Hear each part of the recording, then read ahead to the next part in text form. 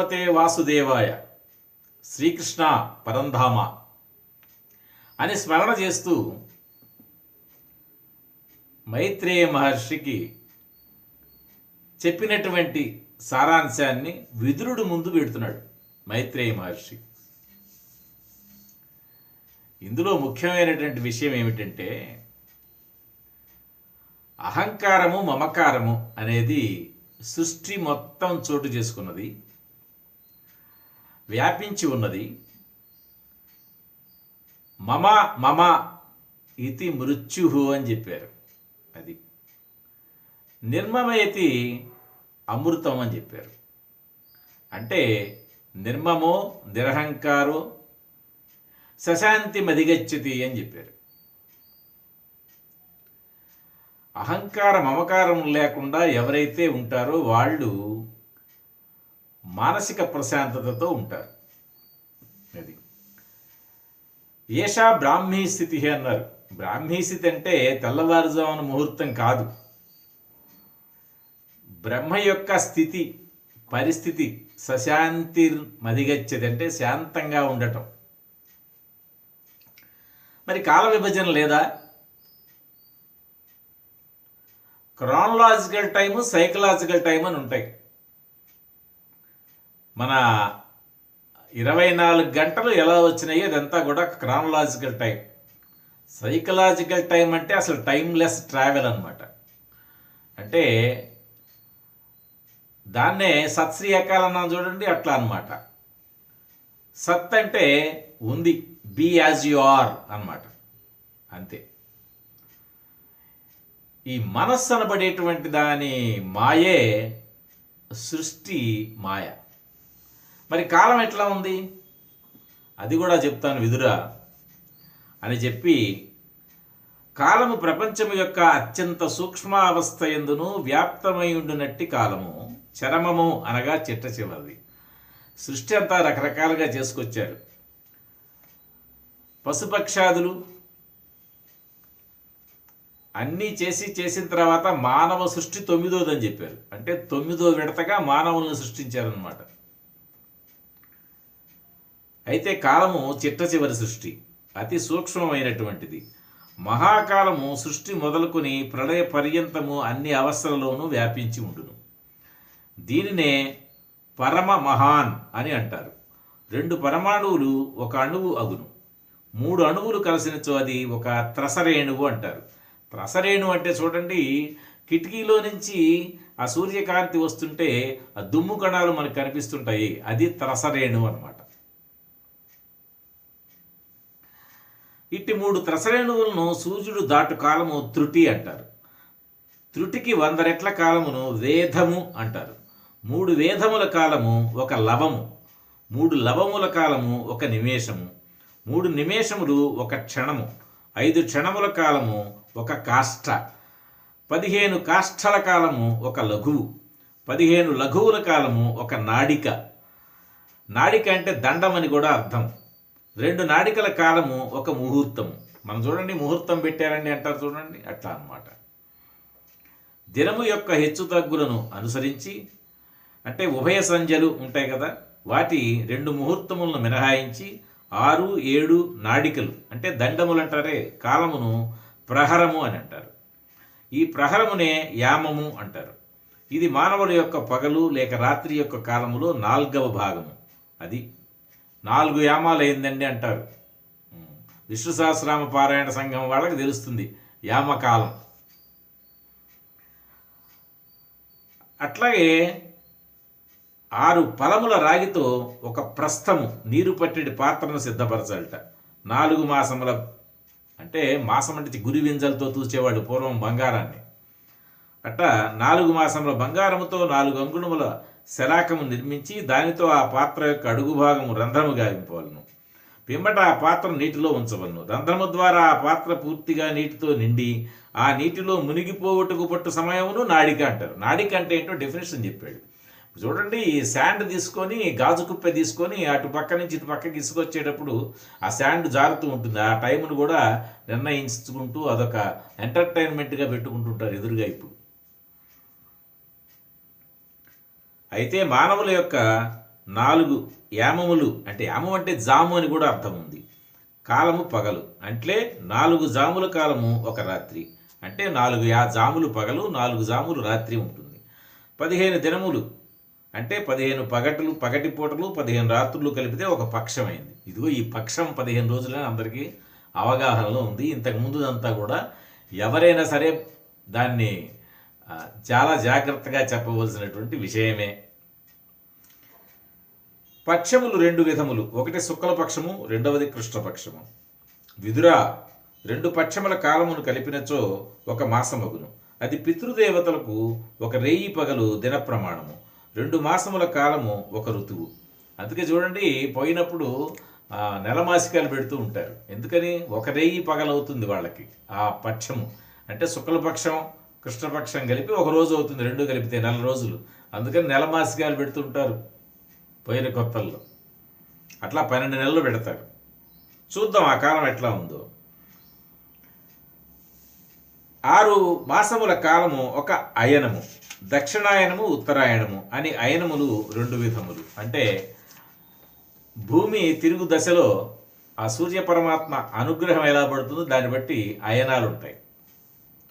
ఈ 2 అయనముల కాలము దేవతలకు ఒక రాత్రి పగలు గల దినము, మానవులకు ఒక సంవత్సరము, అనగా 12 మాసములు ఒక సంవత్సరము. సాధారణముగా మనుష్యుల పూర్ణాయువు 100 సంవత్సరములుగా పెద్దలు పేర్కొనిది. చంద్రుడు మొదలగు గ్రహములు, అశ్విని మొదలగు నక్షత్రములు, ఇంకను తారకలన్నింటికీ అధిష్టాత కాలస్వరూపుడైన సూర్యభగవానుడు. ఈ సూర్యభగవానుడు పరమాణువు మొదలుకొని సంవత్సర పర్యంతము వరకు గల కాలమునందు 12 రూపములుగా 12 రాశులలో భూమండలం నందు నిరంతరము సంచరించుచుండును అన్నాడు. అంటే ఏమిటంటే, సూర్యకాంతి భూమి తిరిగే దిశలో సూర్యకాంతి ఎలా పడుతుందో దాన్ని బట్టి నిర్ణయించడం జరిగింది. సూర్యుడు అట్లాగే ఉంటారని ఇప్పటికి అందరికీ తెలిసిపోయి ఉండాలి. అది కనుక సూర్యభగవానుడు పడేటువంటి ఆ కాంతి యొక్క లెక్క ప్రకారం భూమి మీద కొంత భాగం చీకటి, కొంత భాగం వెలుతురు ఉన్నట్లే అన్ని గ్రహముల మీద ఉంటుందని తెలుసుకోవలను. పితృలోకము పితృదేవతలు అనేటప్పటికే వాళ్ళకి ఆబ్దీకం పెట్టడం జరిగింది. అంటే పితృదేవతల పక్షం వెళ్తారు. వసు రుద్ర ఆదిత్య దేవతలు అంటారు వాళ్ళని. ఆ స్థితికి సంవత్సరం తర్వాత వెళతారు. నెలమాసికల తర్వాత ఆబ్దీకాలు పెడతారు. అది సంవత్సరానికి ఒకసారి పెడతారు. 24 సంవత్సరాలు గడిచిన తర్వాత 2 ఏళ్లకు ఒకసారి ఆబ్దీకం పెట్టడం అనేది ఒకానొక చోట ద్వార్హస్పత్య విధానంలో ఉందని అంటారు, మనకి తెలియదు. ఇది అంతా కూడా కాలగణన. ఇటువంటి దాన్ని అనుసరించి కృతయుగం ఎన్నాళ్ళు ఉంటుంది, ద్వాపరయుగం ఎన్నాళ్ళు ఉంటుంది, త్రేతాయుగం ఎన్నాళ్ళు ఉంటుంది, కలియుగం ఎట్లా ఉంటుంది, ఇంకా కలియుగం ఎప్పుడు రాగబోతుంది, ఇటువంటి విశేషాలన్నీ కూడా అనేక రహస్యాలతో కూడినటువంటి విషయాల్ని మైత్రేయ మహర్షి ద్వారా విదురుడు వింటున్నాడు. సరే, ఎన్ని విన్నా కూడా మహావిష్ణు సత్వగుణ ప్రధానుడు. ఆయన ఎప్పుడూ సత్వగుణమును ఆశ్రయించి ఉంటాడు. మన్వాది మూర్తులు ఎట్లా వచ్చారు? కాలక్రమంగా బ్రహ్మదేవుని యొక్క ఒక దినము గడిచినంతనే ఆ శ్రీహరి తమోగుణమును ఎప్పుడు స్వీకరిస్తాడు? సృష్టిరచన రూప పౌరుషం అనేది ఎట్లా ఉంటుంది? ఇటువంటివన్నీ చెప్పేటప్పుడు మనం ఒక్కసారి మళ్ళా యోగ విధానంలోకి తొంగి చూద్దాం. అంటే నేనేమి ఎక్కడో లేనివో లేకపోతే కథ చెప్పటం మన ఉద్దేశం కాదు. అది కథలు పురాణాలు ఎవరైనా చెప్తారు. కథ చెప్పటం మన ఉద్దేశం కానే కాదు. అందుకే వాయిస్ ఆఫ్ సమర్థ సద్గురు అంటే దీనిలో భాగవతంలో టచ్ అయినటువంటి కొన్ని ఆంతరంగిక విషయాలు కూడా చెప్పడం జరుగుతుంది. ఇప్పుడు చతుర్ముఖ బ్రహ్మ గురించి చెప్తున్నారు పురాణాల్లో. అది నిజంగా 4 ముఖాలు వేసుకొని తిరుగుతుంటాడా అని మనం ప్రశ్న వేయాలి. అది సమర్థ సద్గురువు యొక్క ఆ చూసే కోణం అనమాట. మీరు కూడా శ్రద్ధగా వింటే మీకు తెలిస్తే సంభ్రమాశ్చర్యాలతో సంబరపడండి, తెలియకపోతే శ్రద్ధగా వినండి. చతుర్విధ ఫలపురుషార్థములు అన్నారు. అంటే ధర్మార్థ కామ మోక్షములు అనమాట. అవి ఎన్ని ఉన్నాయి? 4. చతుర్ముఖ బ్రహ్మ అదనమాట. చతుర్వేదములు అన్నాడు. ఉన్నది వేదత్రయీ అంటే 3 ఋగ్యజు సామములు. 4వది కూడా ఉంది, అధర్వ వేదం. ఆ 4 కలిపినప్పుడు ఆయన అట్లా అయినాడు. గాయత్రి మంత్ర సృష్టి చతుర్వేద పురుషుడైతేనే గాయత్రి మంత్రం బయటకు వచ్చింది. ఏమిటి గాయత్రి మంత్ర సారాంశం? బ్రహ్మదేవుడి ద్వారానే గాయత్రి మంత్రం ఎందుకు రావాలి అంటే, వెలుగు అనబడేటువంటిది దీ లోపల ఏదో జ్యోతి ఉంటుందండి. అది భగభగ మండదది తెలివి. మన లోపల ఉన్న తెలివి స్వయం ప్రకాశకము. అది నీవు సుషుప్తి నుంచి బయటికి రాగానే తెలివి మొదట ప్రకటమవుతుంది. ఆ తెలివి ద్వారా నువ్వు అన్నిటిని పరిశీలించడం జరుగుతుంది. ఆ బయట ఉన్నటువంటి వెలుతురులోనే తెలివి చూడగలవు. అంటే సూర్యభగవానుడు తెల్లవారి వస్తే కానీ మళ్ళీ సూర్యభగవానుడు కనపడ్డప్పుడు మనకి ఆ వెలుగులో మన తెలివితో లోకాన్ని చూస్తాం. అది అది బయట తెలివి, లోపల తెలివి, బయట వెలుగు, లోపల వెలుగు. అది గాయత్రి మంత్రార్థ రహస్యం. అది మా బుద్ధిని ప్రేరేపింపచేయుగాక అని మనం చదువుతాం. అట్లా ఇవే కాకుండా ఏ 4 ముఖాలే ఎందుకు ఉండాలంటే ఆలోచనలు. ఏమిటి ఆలోచనలు? రావణ బ్రహ్మకి 10 ముఖాలు అన్నారు. అంటే వాడి బత్తలకాయలు వేసుకొని ఎప్పుడు తిరుగుతుంటాడని కాదు.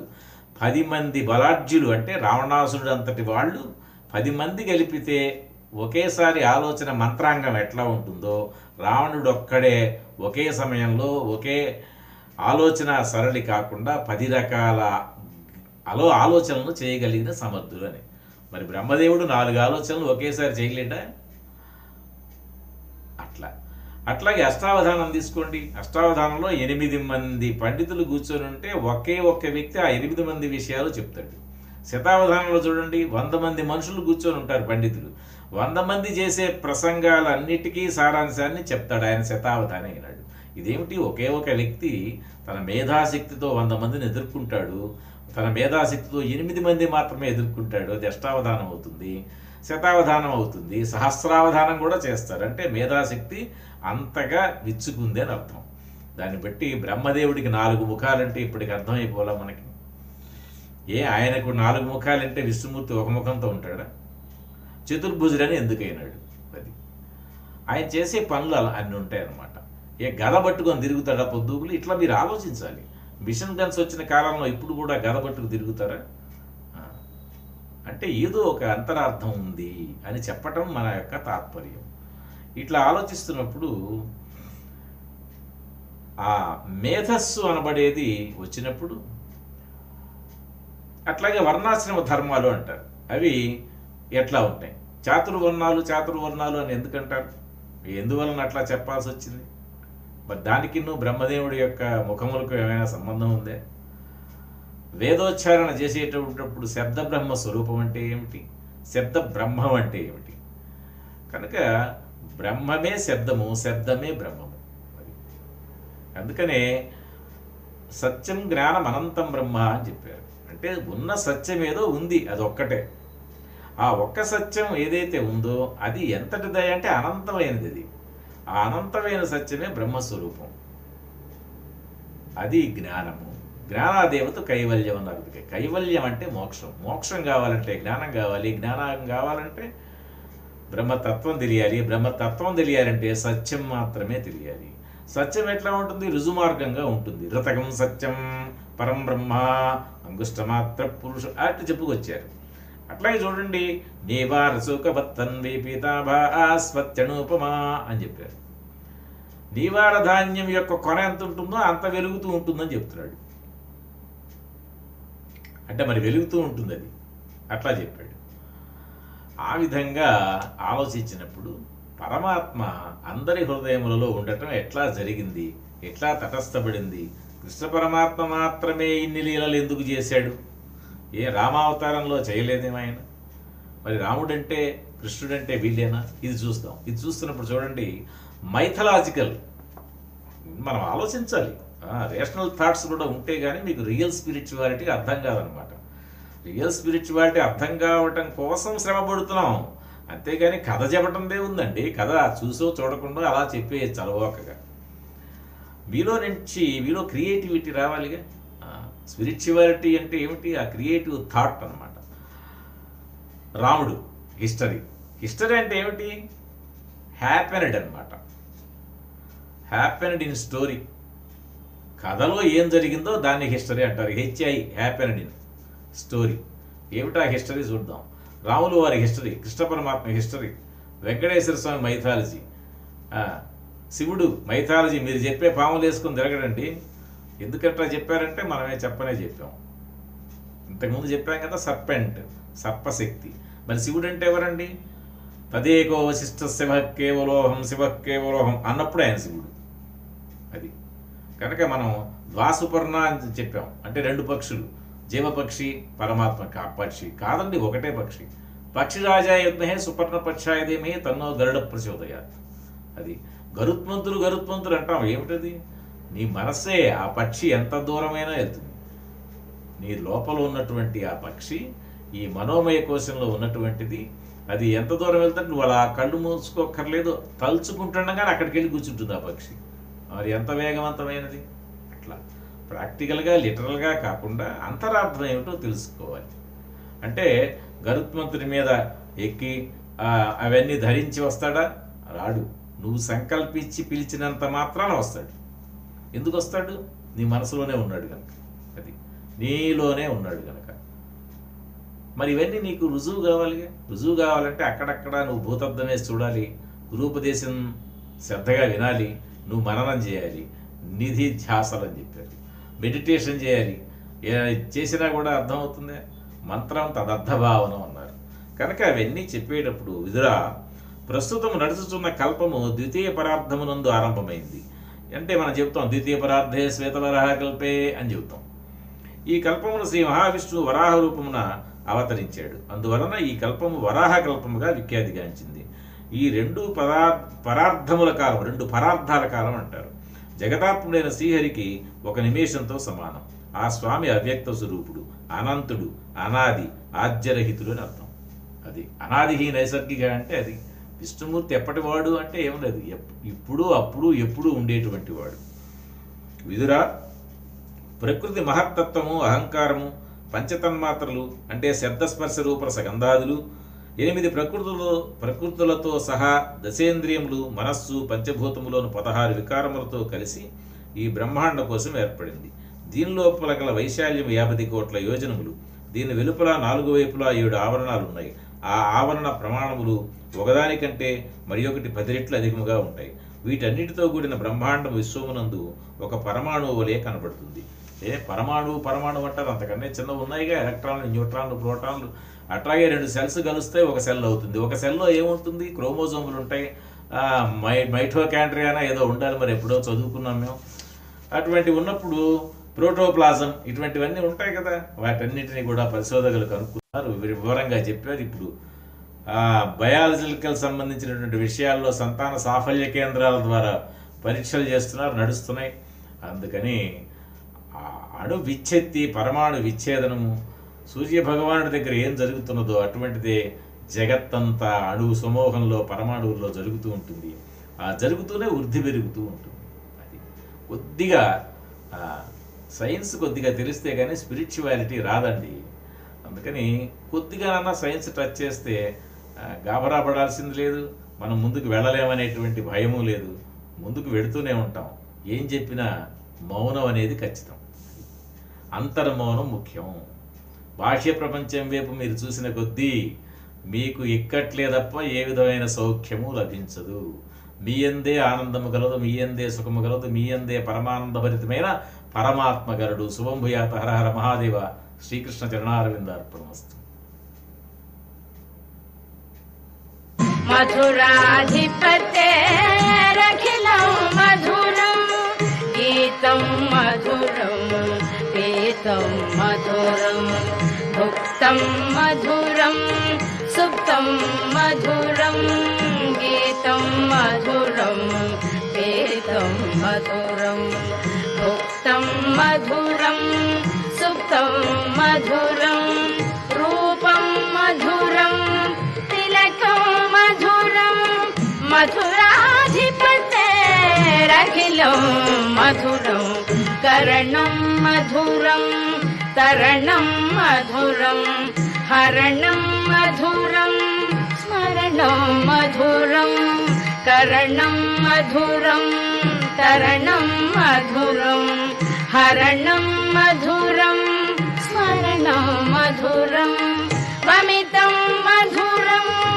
శమితం మధురం